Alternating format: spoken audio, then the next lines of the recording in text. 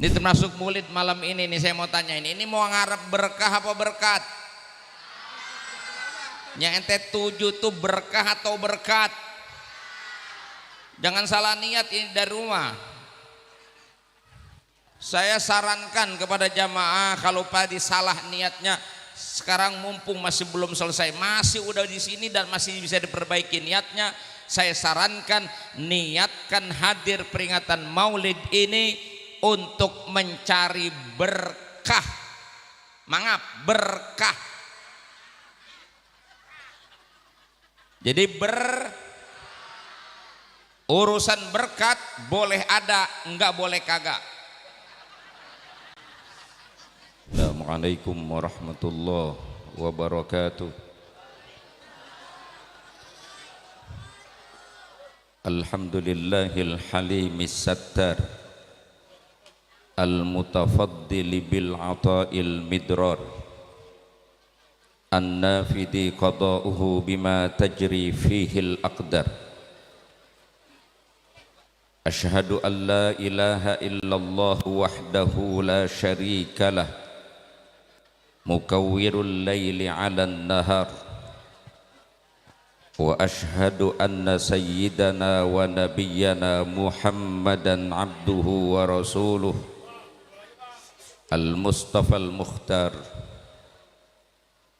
Allahumma salli wa sallim wa barik ala sayyidina Muhammadin wa ala alihi wa ashabihi ma tala'a fajrun wastanar.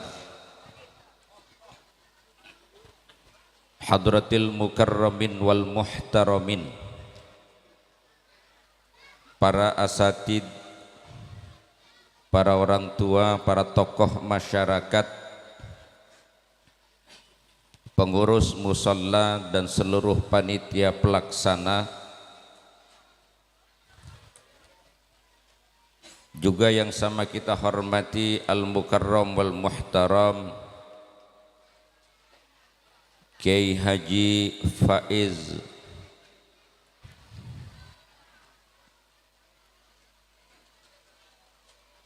dan juga al-mukarram Kiai Haji Ma'ruf Asirun,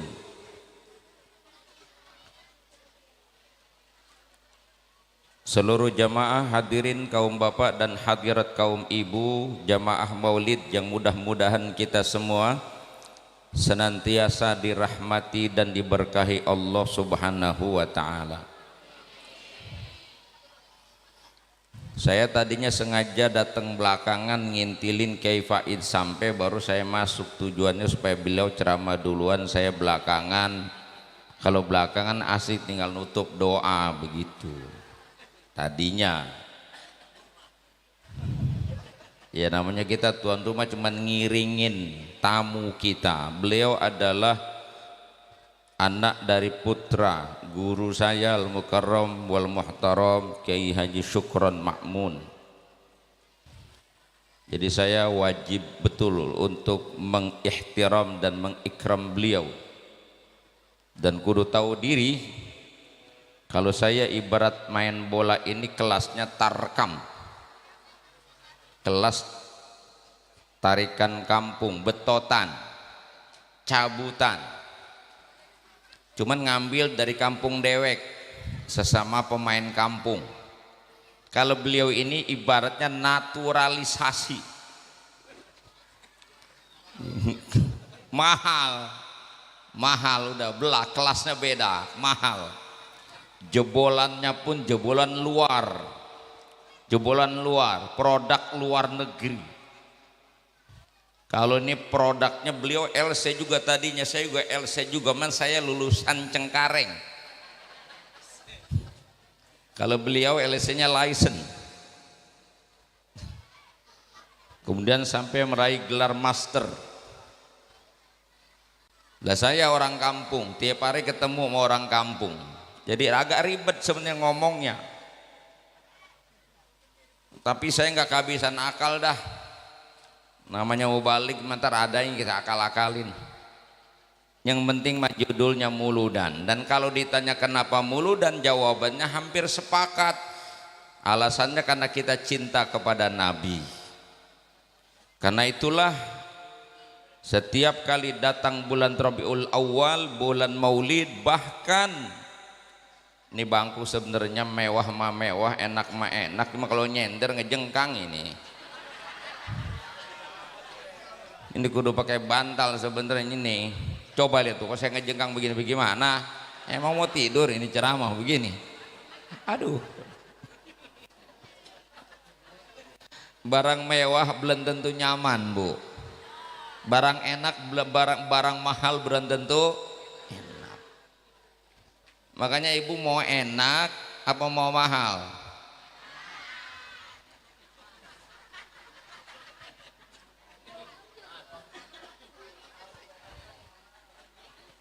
Saya kemarin di Lampung difasilitasi oleh panitia, malam pertama nginepnya di Hotel Melati. Selesai acara tidur kenceng, nyenyak. Habis nyarap tidur lagi, bangun-bangun siang. Saking enaknya di kelas Melati. Tapi begitu malam kedua dikasih hotel bintang 5, malah nggak bisa pules. Barang mahal belum tentu enak ternyata. Udah.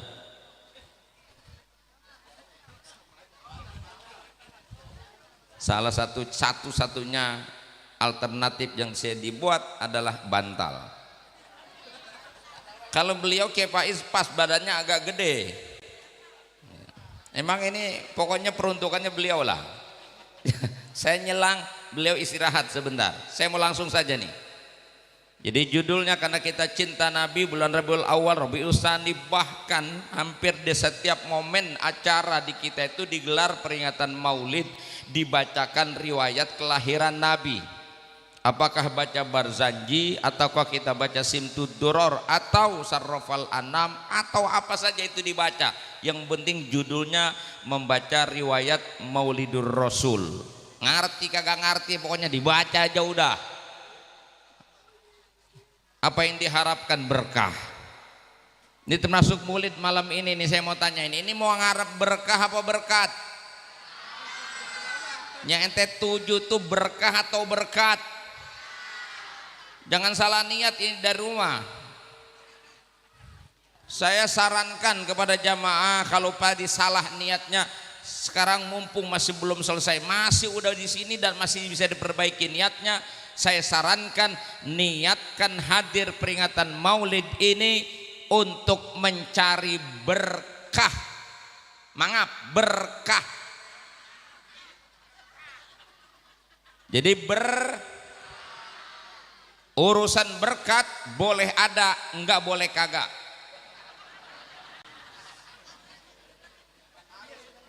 Yang penting berkah.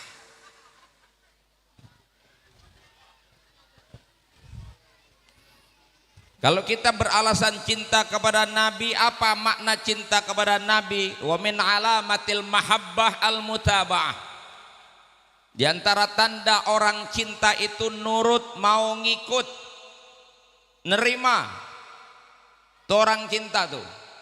Kalau saya baca dalam risalah kecil judulnya Hubbun Nabi wa Alamatuhu, ada 4 ciri orang yang cinta kepada Nabi, dan ciri ini adalah potret kelakuan sifat generasi awal Islam, yaitu generasinya para sahabat yang dipuji oleh Allah dalam Al-Quran dengan ayat As-sabiqunal awwalun minal muhajirin wal ansar. Mereka itu membuktikan cintanya kepada Nabi pada 4 poin penting. Yang pertama, hirsun ala ru'yatihi wa suhbatih. Bahasa tanah kojanya kangen dan rindu. Yang kedua, imtithalu awamirihi wa tinabu nawahihi. Senantiasa bersedia menjunjung tinggi perintah dan menjauhkan larangan. Yang keempat, nasru sunnatihi wa dzubbu anis syariah. Bersedia membela sunnah Nabi dan mempertahankan ajarannya. Dan yang keempat, badlun nafsi wal amwal dunar rasul.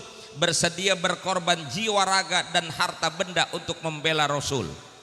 Itu makna cinta yang sebenarnya kepada baginda Rasulullah sallallahu alaihi wasallam. Ciri 4 ini insya Allah kita pernah punya, cuman bukan sama Nabi.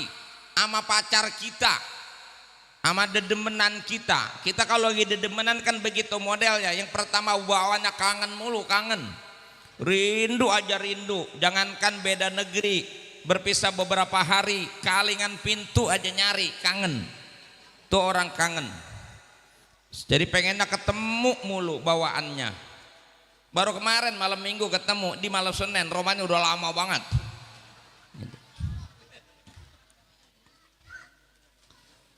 Dan bersedia menjalankan perintahnya, nurut. Orang kalau demen tuh selalu nurut sama yang dicintai. Lagi sibuk kayak apa juga diajak kondangan sama pacar mah iya. Betul? Bahkan siap berkorban walaupun gak mampu laganya kayak orang mampu. Diajak jalan-jalan duit mah gak gablek, cuman demi si doi utang pinjem dilakonin. Berani korban, namanya orang cinta. Nah kita ini mutabaah kepada Nabi, ngikut niru Nabi. Persoalannya kita mau ngikut Nabi, nabinya jaraknya dengan kita jauh masanya 1400 tahun yang lalu. Kita baru hidup sekarang. Nabi hidupnya di era yang berbeda dengan kita, negerinya pun jauh dari kita, yang punya tradisi dan perilaku juga berbeda dengan kita. Bagaimana kita bisa totalitas meniru dan mencontoh Nabi? Maka itu diklasifikasikan. Ada yang bisa kita tiru dari mulai kemasan sampai isinya. Semua harus kita tiru, kemasannya begitu, isinya begitu. Ada yang hanya bisa kita tiru, kemasannya, isinya beda. Kayak kongguan isi rengginang. Kan bisa. Kemasannya boleh sama, isinya bisa beda. Ada yang kemasannya beda, isinya sama, ada gitu. Nah yang tahu begini nih ulama, yang ngerti begini nih kiai, yang ilmunya mumpuni.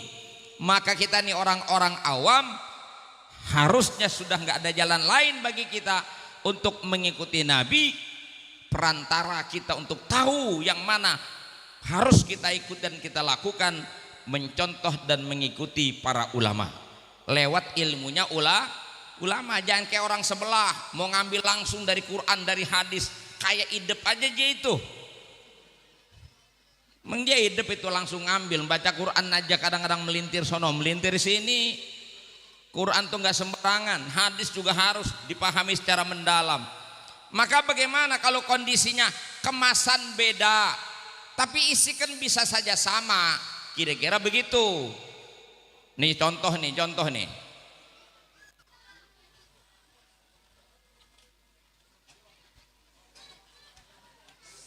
Gegaras mulu diurusin. Ayo cepat. Cepat.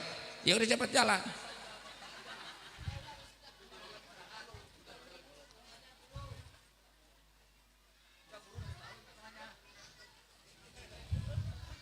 Nih, ente pernah denger nggak kalau Nabi tidur di depan pintu nggelar sorban karena pulang kemalaman? Pernah dapat nggak riwayatnya? Pernah dapat nggak? Ini bocah alus mulu kagak ngaji-ngaji, nggak tahu jam ini, mulu dan doang romannya datangnya ini bocah. Ditanya begitu manyun aja, emang ada kalau ente ngaji mah. Nabi pulang kemalaman.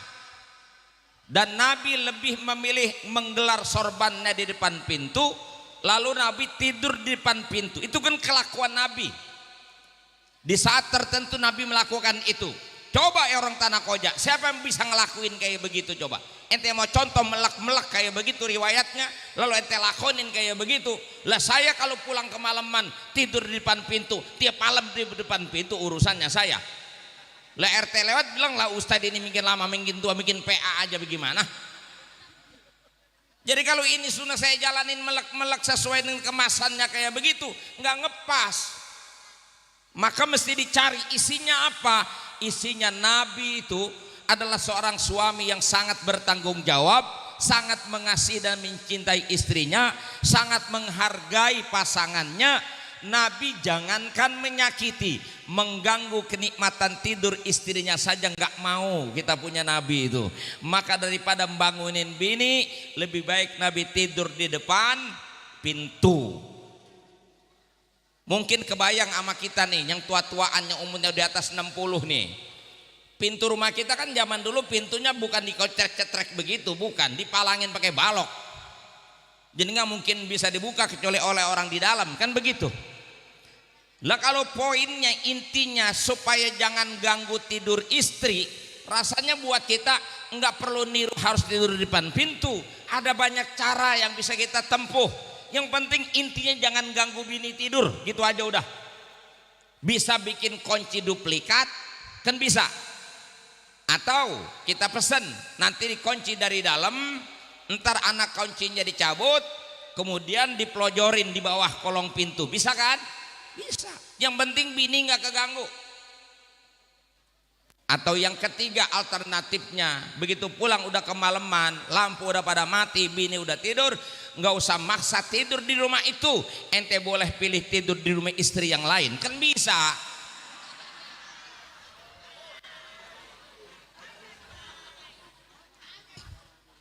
Bisa. Itu namanya istinbat.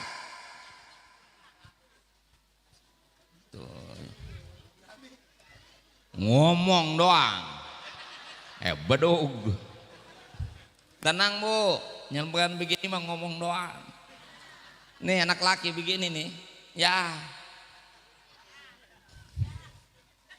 Anak laki mau yang mana, sepinter apapun, sealim apapun, sehebat apapun, setinggi apapun jabatan, kau udah kena perempuan, nah goblok mendadak. Benar.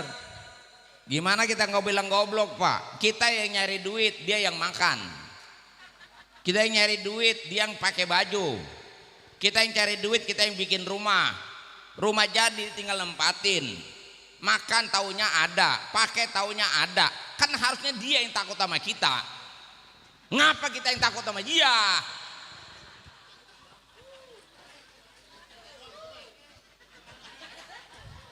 Jangan bilang perempuan tuh makhluk lemah. Siapa bilang? Makhluk lemah, ente kalah. Betul? Ini ceramah kemana buntirannya sih ini? Balik. Ada lain riwayat, Nabi pernah manggil istrinya dengan panggilan ya Humairah. Wahai istriku yang wajahnya pipinya kemerah-merahan. Coba itu kan ucapan Nabi, sabda Nabi, panggilan Nabi kepada istrinya. Ente mau niru Nabi gitu, ngaku paling sunnah, tiru contoh Nabi kayak begitu. Iya kalau bini ente bening putih. Saya baca riwayatnya, Siti Aisyah itu wanita tercantik dari suku Quraisy yang kulitnya putih, wajahnya merona kemerah-merahan, yang warna merah pipinya adalah merah asli dari sononya, bukan merah blason orang Tanah Koja, asli merahnya. Sehingga dipanggil dengan panggilan yang romantis, panggilan yang mengandung makna pujian kepada istrinya. Itulah cara Nabi merawat cinta kasihnya. Lah kalau hadis ini, contoh ini dipakai melek-melek orang Tanah Koja, birinya hitam legam, digaruk ngebul, panggil ya Humairah, bisa berantem urusan. Humairah apanya? Nggak bisa diterap langsung. Paham tuh, paham. Makanya kudu ngaji. Ada contoh lain ini. Kemasannya beda, tapi isinya boleh sama. Kemasannya yang beda. Di antaranya Nabi pernah bilang, inni uhibbul Arab li thalathin. Aku mencintai Arab dengan 3 alasan. Salah satunya Nabi katakan, li anni arabiyun. Saya mencintai Arab karena aku adalah bangsa Arab. Lah, Nabi mah gitu ngomong, ya bisa. Nah Arab, ente mau niru Nabi coba. Saya mencintai Arab, kasih orang Arab. Arab mana pesek begitu?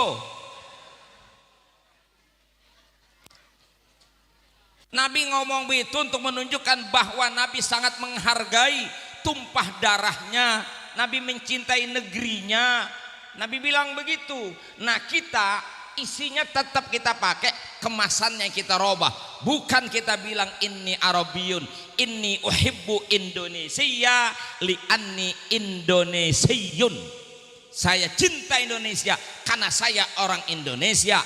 Maka ketika ulama mengistinbat itu, keluarlah jargon yang populer di tengah-tengah kita, hubbul waton minal iman, cinta tanah air termasuk bagian pada iman. Redaksinya berbeda dengan ucapan Nabi, tapi maknanya sama nggak? Sama. Orang sebelah malah langsung bilang bid'ah, itu bukan hadis. Yang bilang itu hadis juga siapa lagi? Bukan memang, tapi muatannya bisa nggak sama? Sama. Begitu cara mengukurnya. Nah, intinya kita memang harus niru, nyontoh Nabi, ngikutin Nabi. Apalagi Allah sudah bilang laqad kana lakum fi rasulillahi uswatun. Ini tiap muludan pasti dibaca. MC aja udah ndulin penceramah sekarang, dibaca itu dalil. Qori ikut baca, ceramah juga ikut baca juga. Karena memang titik poin yang ikut Nabi yaitu dasarnya, karena Allah mendeklar langsung bahwa diri Nabi itu adalah teladan bagi kita, ikutan bagi kita, contoh terbaik bagi kita, top model kalau bahasa orang sekarangnya. Apanya yang mesti diikuti? Ya akhlaknya. Lah kalau ngomong akhlaknya kayak apa akhlak Nabi? Ketemu lagi riwayat Siti Aisyah ditanya, kaifa kana khuluqu Rasulillah, bagaimana akhlaknya Rasul? Kana khuluquhul Quran, akhlak Nabi itu Quran. Maksudnya apapun yang ada berupa perintah dan anjuran dalam Quran, Nabi adalah orang yang paling sempurna melakukannya. Dan apapun ada larangan di Quran ataupun hindaran, larangan, maka Nabilah orang yang sempurna meninggalkannya. Ukuran standar kebenaran adalah Nabi yang mampu mempraktekkannya.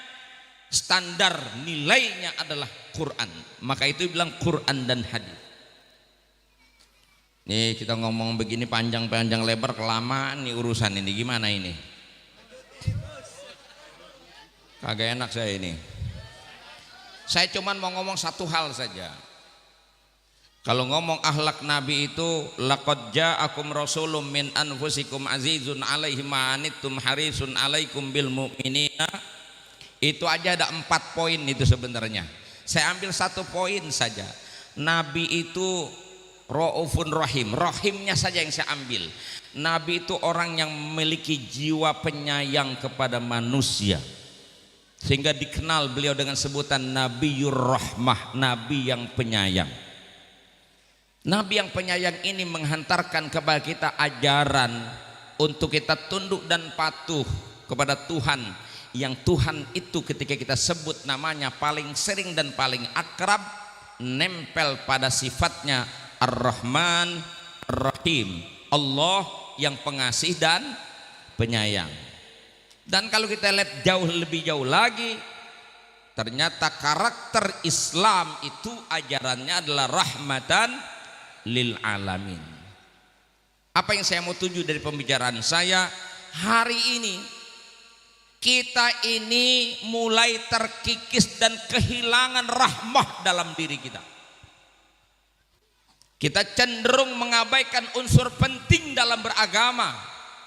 Insan yang mengaku bertuhan, Tuhan yang pengasih dan penyayang, sejatinya hamba yang menyembah Tuhan itu juga memiliki sifat kasih dan sayang. Itu yang hari ini mulai lepas dari diri kita akibat tekanan hidup, persaingan hidup. Boleh jadi karena memang tidak mengerti, atau ada banyak faktor lain. Yang pasti hari ini kita miskin kasih sayang.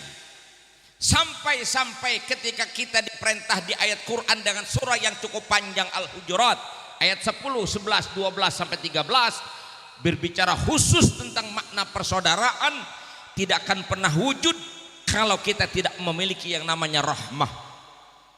Karena ukhuwah dalam Islam itu punya jargon sendiri, namanya silaturrahim. hubungan yang didasarkan atas dasar kasih sayang. Hari ini kita kehilangan itu. Kita bersaudara lebih dekat karena faktor kepentingan. Kita berkumpul dan membuat grup juga karena faktor kepentingan. Bergaul sehari-hari juga karena lebih banyak faktor kepentingan, bukan atas dasar ketulusan dan kasih sayang. Bahkan relasi hubungan suami istri di rumah sudah mulai menipis rahmahnya. Kita sering mendapatkan berita ada kekerasan dalam rumah tangga alias KDRT.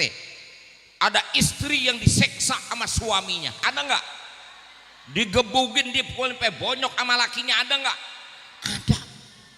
Ada juga laki-laki suami digebugin bininya, ada nggak? Apes. Coba. Anak nyakitin orang tua, ada. Orang tua nyeksa anak, ada. Di mana rahmah kita? Hilang. Di pasar kita kehilangan rahmah, yang ada hanya untung rugi. Di kantor juga begitu, kehilangan rahmah. Bos seenaknya menugaskan segala sesuatu sesuai dengan selera tanpa mempertimbangkan kondisi karyawannya. Sampai pemimpin negara menaikkan gaji para pejabat seenaknya tanpa berempati kepada rakyat yang sedang kesusahan, dan kemudian mereka bersenang-senang ditaikan gaji sampai joget-joget. Pejabatnya nggak punya rahmah kepada rakyat, rakyatnya udah nggak punya rahmah duluan, habis dijarah. Hilang rahmah, Pak. Betul? Kita hilang itu. Padahal ayatnya innamal mu'minuna ikhwah. Mukmin itu mau tidak mau harus bersaudara. Tidak bisa dikatakan mukmin yang baik kalau dia tidak mau bersaudara. Innamal mu'minun. Itu kalau ngaji balaghah paham itu kalimat itu. Bahwa sesungguhnya yang dikatakan orang beriman itu adalah orang yang mau dan senang bersaudara. Sampai Allah katakan fa aslihu baina akhwaikum. Kalaupun ada dua orang yang sedang bertikai, hadirlah kamu untuk mendamaikan dua orang, dua saudaramu yang sedang bersengketa. Hadir untuk mendamaikan mereka. Saking pentingnya bersaudara. Lalu di ayat 11 dan 12-nya itu Allah sampai memberikan juklak dan juknisnya. Bagaimana persaudaraan itu bisa dirajut dengan utuh? Dengan menghindari 6 perkara. 1. La yaskhar qaumun min qaumin. Jangan suka meremehkan orang lain. Nih kayak kita nih sekarang nih, masing-masing merasa diri kita paling penting dan paling berharga ketimbang orang lain. Mohon maaf, itu juga dasarnya karena tidak ada rahmah, tidak ada rasa kasih sayang. Padahal semua manusia punya peranan penting. Enggak kudu pejabat punya peranan penting, rakyat juga punya peranan penting. Betul? Sampai presiden duduk tuh sebagai presiden, itu kan karena dipilih sama rakyat. Berarti penting gak itu rakyat? Penting. Orang kaya penting di kampung kita, orang miskin juga penting. Emang siapa yang disuruh-suruh kalau nggak ada orang miskin? Coba. Orang kaya mana berani kita nyuruh dia? Betul? Dan orang kaya itu juga jangan merasa dia hidupnya perlu dimuliakan, dipentingkan orang. Kenapa? Karena dia hajat hidupnya juga sangat bergantung kepada orang-orang susah. Dia boleh punya uang banyak, bangun rumah 2 lantai yang mewah, tapi dia kudu sadar rumah mewah itu kemarin waktu bikinnya ada tangan-tangan orang miskin yang suka ngaduk semen dan bawain batu bata. Maka tidak boleh Anda saling meremehkan. Betapapun Anda kaya, jangan sekali-kali meremehkan orang miskin. Hei, ente orang miskin, jangan suka sewot ngeliat orang kaya. Nggak boleh saling meremehkan. Hatta ustadz kiai sekalipun, betapapun kiai itu penting, ustadz penting, ulama penting. Mohon maaf, orang awam juga penting. Emang kiai ilmunya kepake nggak kalau nggak ada orang awam? Ngajar sendirian saya, nggak ada jamaahnya. Goblok saya itu. Maka ketika saya duduk di depan, ada bapak ibu saudara yang dengerin saya ngomong, berarti yang penting siapa di sini? Yang penting siapa di sini? Sama-sama penting dan tidak ada yang lebih penting. Buat saya, bapak ibu itu penting banget. Sebab kalau bapak ibu tinggal pulang, apa jadinya saya? Betul? Iya, buat saya bapak ibu sangat penting. Tapi buat ibu bapak Kiai Faiz itu nanti di sini sangat penting. Jadi sesungguhnya kita ini orang-orang penting. Jangan remehkan orang. Gimana kita bisa meremehkan hidup kita sangat bergantung pada kehidupan orang lain? Betapapun orang sakit butuh dokter, sadar nggak sadar dokter butuh orang sakit. Betapapun kita ini mampu, kita butuh juga orang yang tidak mampu. Betapapun kita ini menjadi orang yang dianggap mulia, tetap kita masih butuh orang yang mungkin hidupnya tidak diperhitungkan orang lain. Maka Quran bilang jangan meremehkan orang. Wala talmizu anfusakum, jangan mencela orang lain. Ketika orang lain melakukan dosa dan kesalahan, kita tidak perlu mencela, karena ada riwayat menyebutkan ketika seorang muslim, siapapun di antara kita mencela dosa yang dilakukan oleh seorang muslim, mencela seorang muslim gara-gara dosa yang dilakukannya, maka boleh jadi dia tidak akan mati sebelum dia melakukan dosa yang sama atau dosa yang lebih buruk. Hati-hati, nggak boleh kita mencela orang. Dan yang ketiga, wala tanabazu bil alqab, jangan suka memberikan gelaran-gelaran yang buruk. Udah lewat tuh, cebong kampret, jangan berulang. Nggak boleh kita manggil orang dengan panggilan tidak menyenangkan. Yang keempat, ijtanibu katsiran minadh-dhon, hindari buruk sangka, kembangkan baik sangka. Dan yang kelima, wala tajassasu, ini juga penyakit nih, jangan suka ngorek-ngorek salah orang. Ini potongan kayak kita begini, gak usah dikorek aja, nongol aibnya. Makanya dipesan jauh-jauh hari, ketika kau ngelihat aib orang lain, tutupi. Man satara musliman satarallahu yaumal qiyamah, siapa orang menutup aib orang Islam, nanti di hari kiamat aibnya bakal ditutup oleh Allah, diampuni oleh Allah. Tapi mafhum mukhalafahnya, siapa yang suka bongkar-bongkar aib orang, nyebar aib orang, bakal dibongkar habis-habisan nanti hari kiamat. Mau? Itu kalau yang telanjuran kelihatan, tutup. Yang kelihatan aja suruh tutup, apalagi yang belum kelihatan, jangan suka dikorek-korek. Kenal Arya Saloka?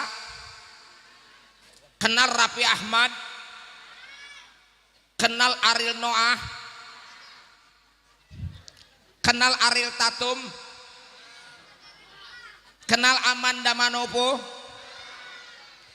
Nagita Slavina?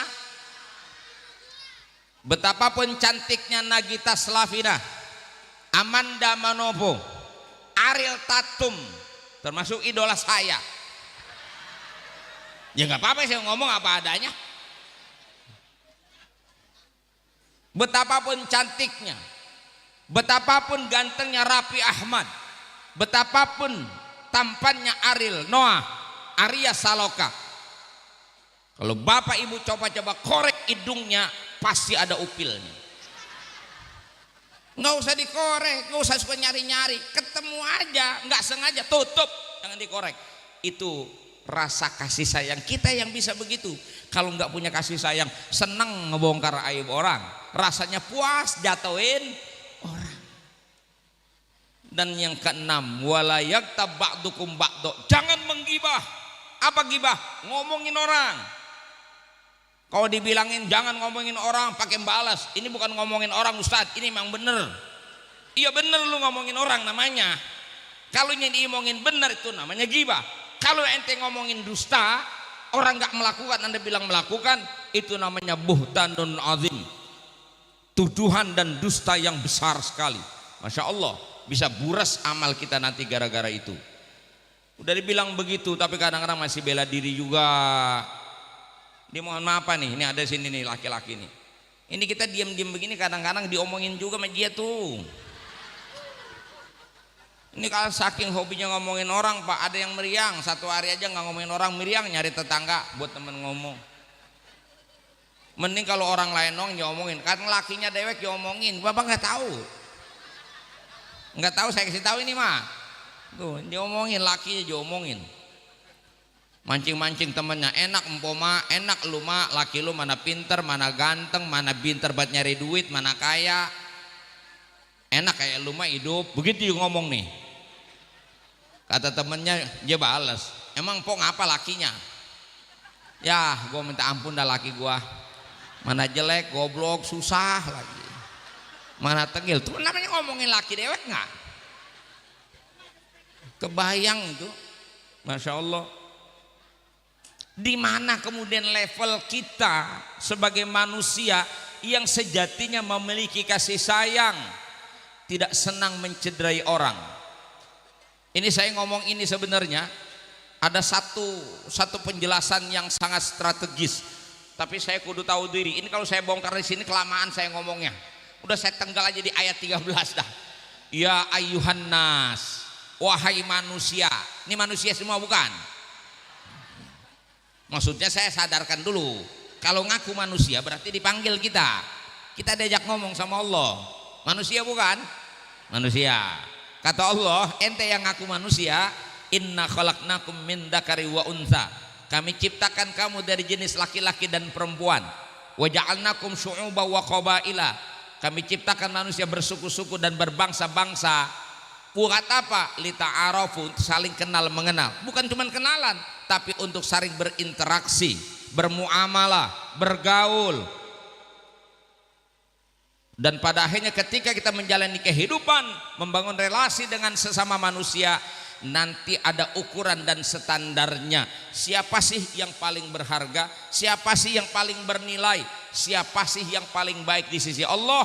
Allah nyatakan di ayat yang terakhir, inna akramakum indallahi, orang yang paling mulia di antara kamu, siapapun dia, nggak ngelihat kulitnya hitam, putih, pesek atau mancung, belok ataupun sipit,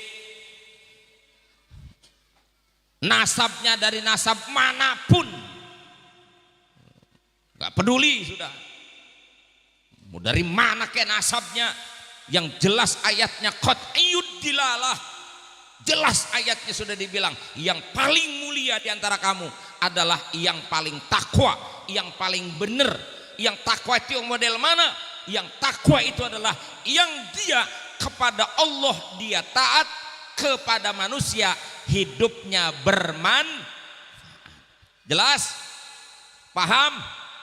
Nah, udah jelas, udah paham. Terima kasih. Wassalamualaikum warahmatullahi wabarakatuh.